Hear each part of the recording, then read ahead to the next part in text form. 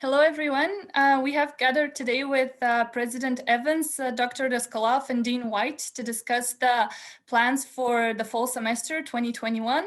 But first, I'm going to give the floor to President Evans to say a few words. Thanks, Vicky. Thanks for joining us, everyone.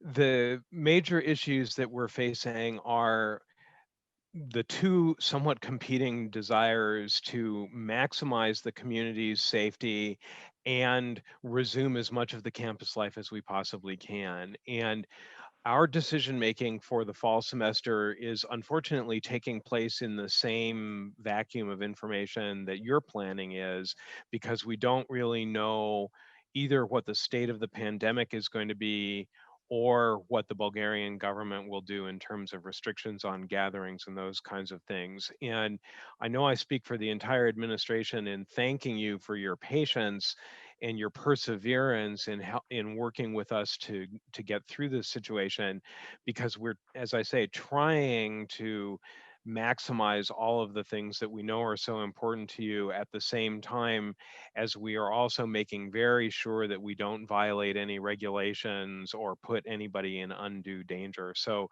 this is a really critical process. We're doing the best we can to be as transparent and forthcoming as we can be. But again, we're making a lot of decisions just in pretty much of a vacuum, and are therefore doing the best we can with the information that we have, which is why we've had to adjust and readjust so often in the last year. But I appreciate your patience with that process. Well, thank you. Now I'm going to give the floor to Dean White, and he will explain how different scenarios will affect the fall semester. Okay, so what I'm showing you is a graph that illustrates our thinking about the fall semester. So this graph shows that the questions that we have to ask ourselves and what will happen depending on how we answer these questions. So if we look at the first question, does the Bulgarian government allow universities to hold on-ground classes? If their answer is no, then that means we're going to be online, at least for the start of the fall semester. And if the answer is yes, then we go to the next question. Now, we're indicating here that we're going to ask ourselves this question on the 2nd of August. And there's no magic in that number, because there's no time which we can say this is the right time to be asking this question. The reason why we chose the 2nd of August is to give students time to make their plans and to make decisions about what they're going to do for the fall semester. So our plan is that on the 2nd of August, we'll ask ourselves and we'll look and see whether the Bulgarian government will actually allow on-ground classes. And if they say no, then we'll plan to have the fall semester online.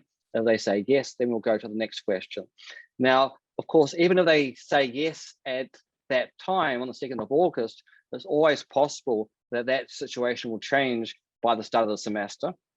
It's also possible that it will change during the semester. And we saw this in the fall semester. Every indication we had was that the classes would be online for the fall semester. Sorry, they would be on the ground for the fall semester. And in fact, they did start on the ground. And then at a certain point, we had to change to online classes. So we're making a decision on that date at that time, but we have to keep in mind that we're dealing with a situation that is constantly changing. So we asked that question at that date. And another question we have to ask and answer is this question here. Are COVID-19 vaccines available to students? Now, we're actually going to ask that question first on the 15th of June. And the reason for that is that for at least some of the vaccines, you would need to have the first dose on the 15th of June in order to be fully vaccinated by the start of classes. So if vaccines are available to students on that date, then our plan is to actually return to regular classes on the start of the fall semester. And I'll say a few more words about that in just a moment. If vaccines are not available to students, then our plan is to have hybrid classes. So at the moment, we're planning pre-registration, and we're planning for the fall semester really based on the assumption that we're going to have regular classes. And we'll change that during the summer based on the situation at that time. But we have to keep in mind that we are dealing with the whole COVID situation is a situation that's constantly in flux. And we're making decisions based on the information we have at that time, but it can change.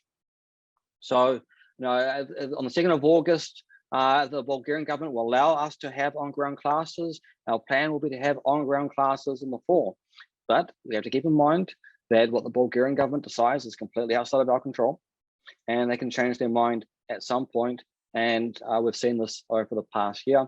Same with vaccines. It might be that on the 15th of June, vaccines are available to students. But again, that can change over the summer. So what we're trying to do here is let students and faculty and staff into our thinking and the types of decisions that we have to make and the consequences that follow from our answers to that questions. Thank you.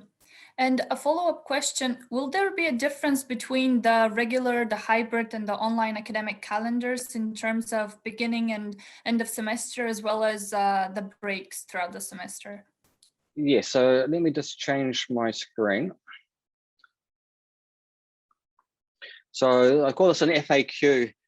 So it's a frequently asked questions about the last infographic.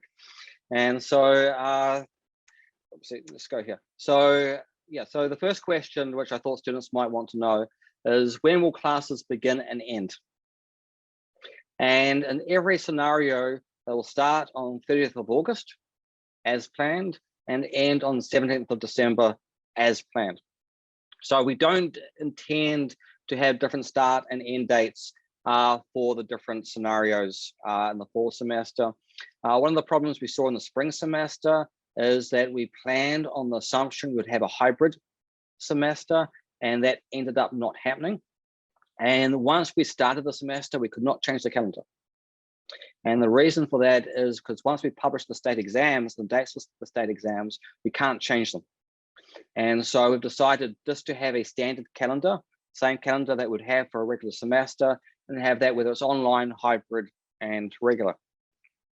Which brings me to the next question, which I think students would be interested in knowing the answer to, is will there be a fall break?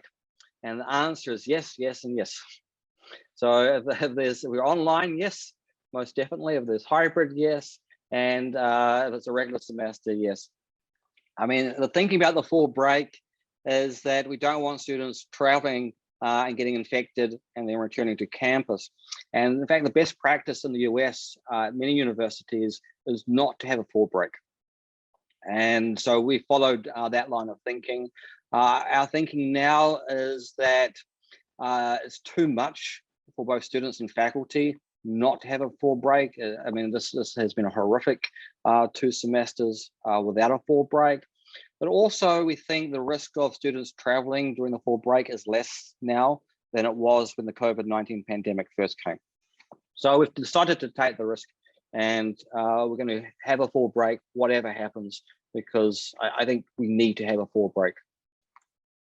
And I think another question students would want to know about is whether they can choose to study online. Yes, I mean, if there's an online semester, everyone's going to be online, but you can choose to live on campus if you want. If it's hybrid, you can choose, it will be the exact same policies as we had in the fall semester, which means you can choose to be on campus, you can choose to be off campus, you can choose to be online if you want.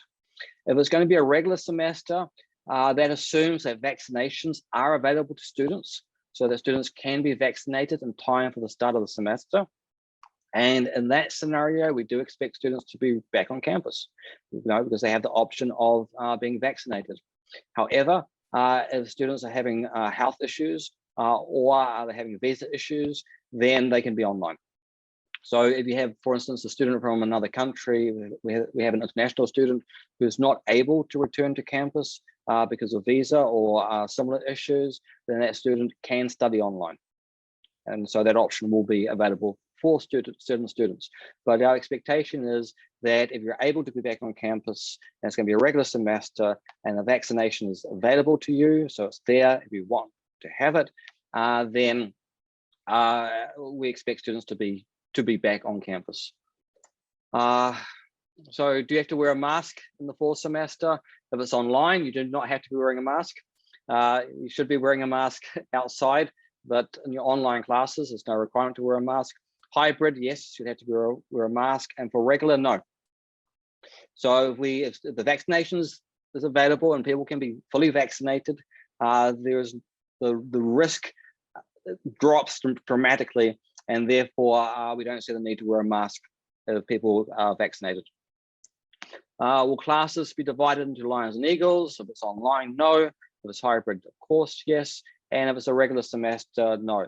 So the idea is if the vaccination is available and students can be vaccinated, then the goal is it should be a regular semester, meaning no masks, no lions and eagles, just a normal semester on campus.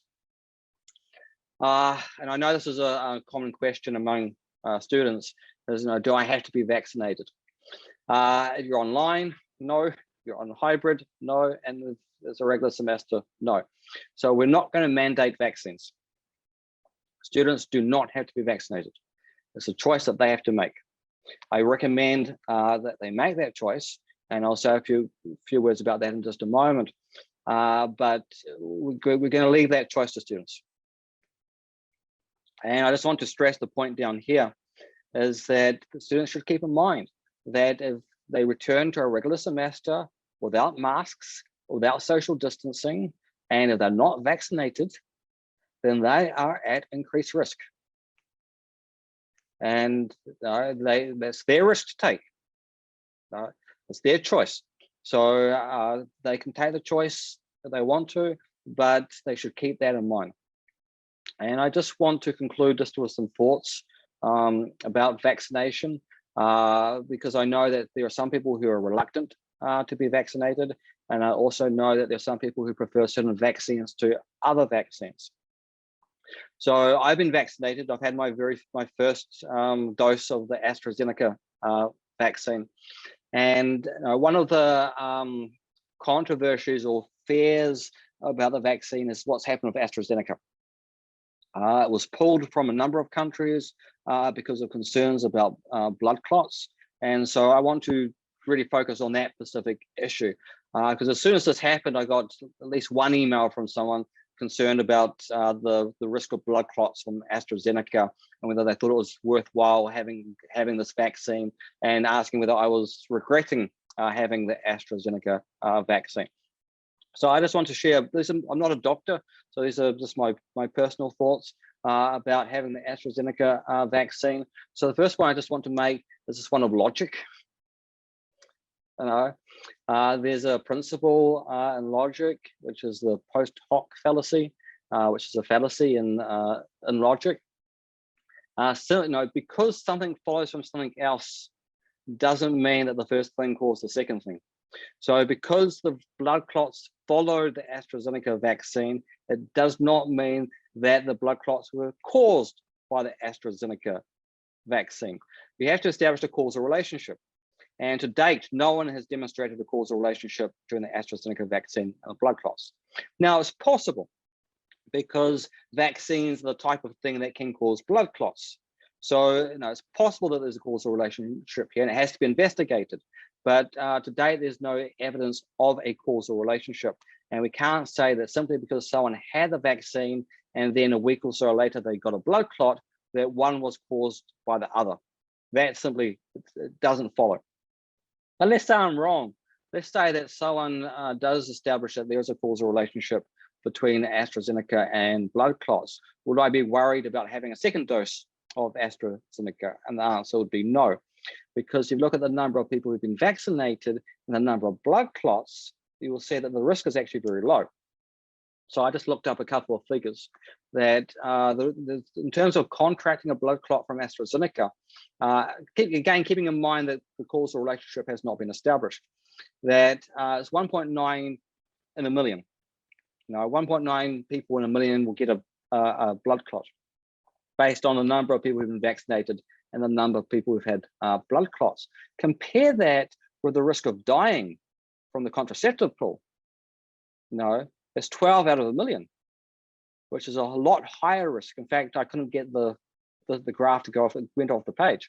So you actually far greater risk of dying from the contraceptive pill than you are getting a blood clot from AstraZeneca. So now the contraceptive pill is known to cause blood clots. Now, this is a known factor. This is a known risk, and people accept that risk. And in fact, if it turns out that AstraZeneca does cause blood clots, the risk is a lot lower than from the contraceptive pill. So for this reason, I have no regrets whatsoever about having AstraZeneca.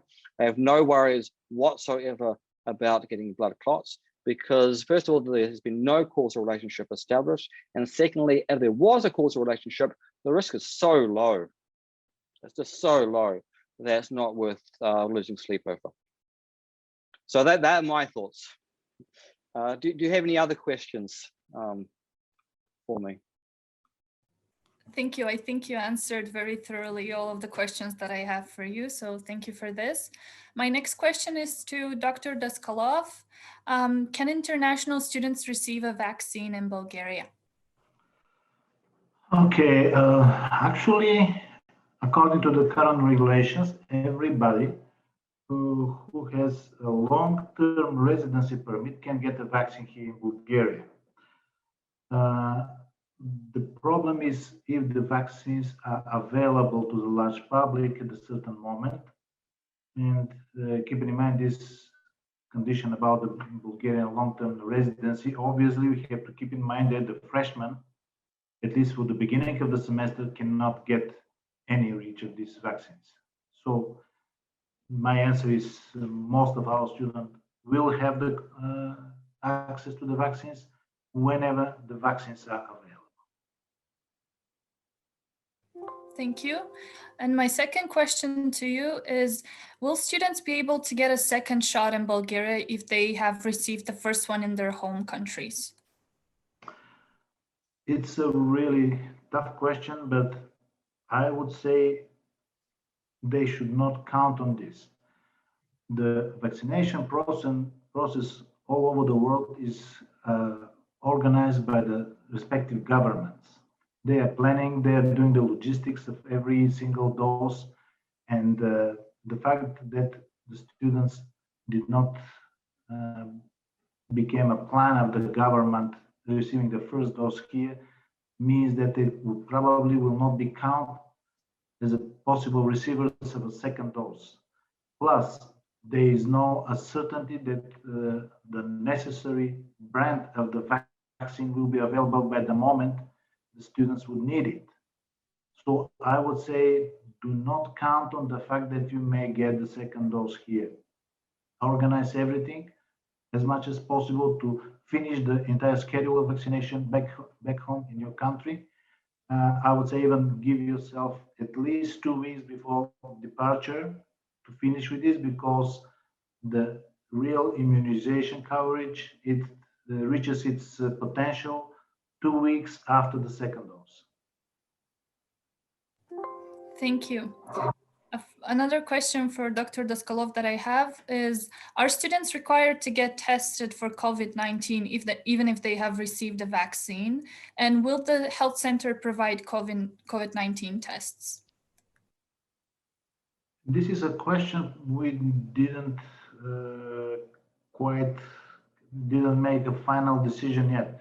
My assumption is that we will require tests because the scientific data, at least up to now, they do not show or prove that being vaccinated prevents in 100% spreading the virus. That means somebody who has a vaccine, even the full schedule, may still be carrier of the virus and pass it to somebody who has no vaccine.